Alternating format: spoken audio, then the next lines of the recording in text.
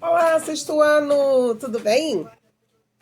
Preparados para mais uma aula de língua portuguesa? Então vamos lá? Iniciando o nosso terceiro bimestre, vou falar com vocês hoje sobre frase, oração e período. Eu estou na página 16 do livro de vocês. Acompanha aí comigo quem tem livro. Aí diz assim, ó. Iniciando o assunto. Quando usamos as palavras para falar ou escrever, nós as pronunciamos ou as escrevemos de maneira aleatória, ao acaso, mas as escolhemos e as agrupamos conforme determinadas funções para que elas formem o sentido que desejamos transmitir. Isso também ocorre quando lemos ou ouvimos, ou seja, vamos reunindo palavras para compreender o sentido da mensagem. De modo intuitivo, nós estabelecemos relações entre as palavras e preparamos uma estrutura que tenha sentido completo. Observe nos exemplos a seguir algumas maneiras de fazermos a mesma pergunta, combinando palavras diferentes e de modos diferentes. E para que serve isso de polegar verde? Para que serve o polegar verde? Polegar verde? E serve para quê? O polegar verde serve para quê? Serve para quê o polegar verde? Em todos os exemplos apresentados, a organização das palavras nos enunciados manteve o significado delas, com o sentido completo, não é mesmo? Agora, observe a seguinte forma. Isso, o polegar verde, serve para quê? Não poderíamos organizar as palavras dessa maneira. Isso porque essa combinação e essa organização das palavras não fazem parte das possibilidades oferecidas pela língua portuguesa. Não encontraremos ninguém que fale ou escreva dessa forma, pois a estrutura não tem sentido completo e, consequentemente, não estabelece comunicação. Aí embaixo, na número 1, está escrito assim, ó. Combine as palavras a seguir e escreva duas estruturas com sentido completo de maneira que se estabeleça uma comunicação. Nós temos Tistur, senhor bigode, e temos surpreende. Vamos lá? Deixa eu deixar aqui. Bom, a número 1 vai ficar Tistur, surpreende senhor bigode, e senhor bigode surpreende Tistur. Dessa forma que eu vou organizar, tá? Na número 1. Número 2, o que podemos concluir ao responder a questão anterior?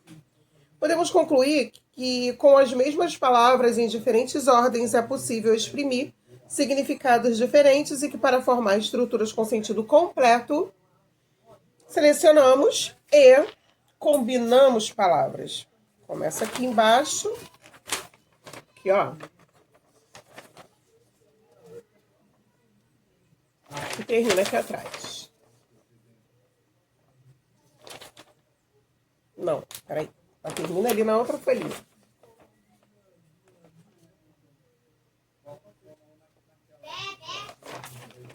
Essa folhinha aqui.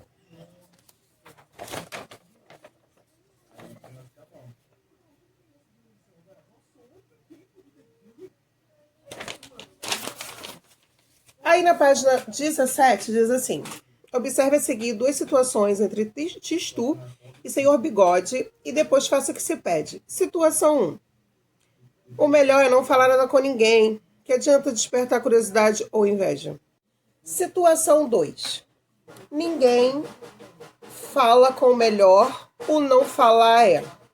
Inveja despertar que ou adianta curiosidade? Conseguiram entender alguma coisa?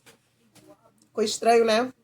Letra A. Com relação às palavras usadas por senhor bigode, o que há de igual e o que há de diferente nas duas situações? Bom, as palavras são as mesmas palavras. A ordem que elas foram usadas é diferente, né? Eu usei as mesmas palavras aqui, letra A. Mas a ordem é diferente. Letra B. Em qual das situações a comunicação entre a personagem foi bem sucedida? Qual das duas situações eu entendi? A 1 ou a 2? Bom, na situação 1, né, onde o seu bigode fala, é melhor não falar nada com ninguém, que adianta despertar curiosidade ou inveja. Então, letra B, na situação 1. Letra C. O que faz a fala do senhor Bigode ter sentido completo em uma das situações e não ter sentido completo na outra? A maneira como o senhor Bigode organizou as palavras e a estrutura para formar as frases. Letra C. Começa aqui embaixo.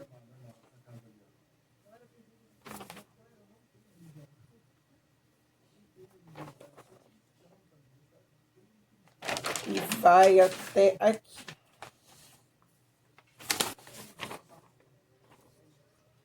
E já aproveitando que é embaixo da letra D, em qual das situações as palavras empregadas por senhor Bigode formam frases?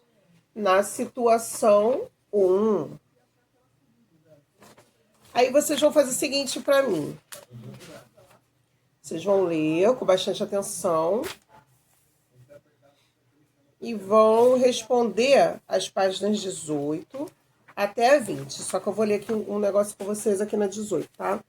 Ó, a análise das 3 situações, que ainda tem uma situação aí que vocês vão ler e vão responder, permite concluir que a frase é todo enunciado de sentido completo, constituído por uma palavra ou por um conjunto de palavras capaz de estabelecer comunicação e transmitir pensamentos, opiniões, desejos e emoções. A frase inicia-se com letra maiúscula e termina com ponto final, de interrogação, de exclamação ou reticências. A importância do contexto. Ao estudarmos as frases, temos que considerar todo o contexto da comunicação, ou seja, a situação em que a interação acontece. É importante notarmos que o significado das frases pode depender disso, do contexto, por exemplo, de algum fato que foi escrito ou falado anteriormente. Veja a frase a seguir. Estou, senhor Bigode. Assim, isolada, essa frase não tem sentido, não é mesmo? Agora observe a mesma frase no trecho de O Menino do Dedo Verde. Será que eu estou sonhando? Disse Bigode, esfregando os olhos. Você está vendo o mesmo que eu? Estou, senhor Bigode. Ao longo do muro ali mesmo, a pouco espaço, todos os vasos que Tistu enchera haviam florescido em menos de 5 minutos. Inserida nesse diálogo entre Tistu e senhor Bigode, a frase anterior passa a ter sentido. Desse modo, concluímos que, apesar de a frase sempre transmitir uma mensagem com sentido completo, o sentido dela pode depender de outras frases anteriormente ditas ou escritas, ou seja, do contexto de comunicação. Aí vocês vão fazer para mim, ó, essas páginas que eu pedi. E depois eu coloco a correção para vocês lá em PDF, tá bom? Vou parando por aqui com mais uma aula. A gente se encontra na próxima. Beijo!